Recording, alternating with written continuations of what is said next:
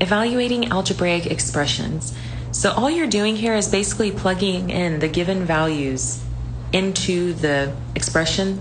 So if we know that x equals 1, then we know we're going to have to put a 1 here.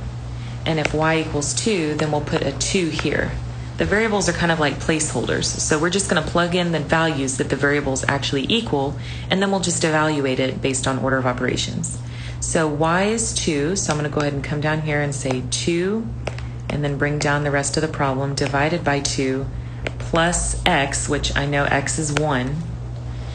Then order of operations says I do division first. 2 divided by 2 is 1. Then bring down the rest of the problem. 1 plus 1 equals 2. Now for our next example, we have a squared plus b. We know a is 3, so I'm going to substitute in a 3 for the a there. B is -1, so here I'm going to substitute in a -1. So let's go ahead and rewrite that as 3 squared plus -1. Exponents are done first. 3 squared is 9. 9 plus -1 equals 8.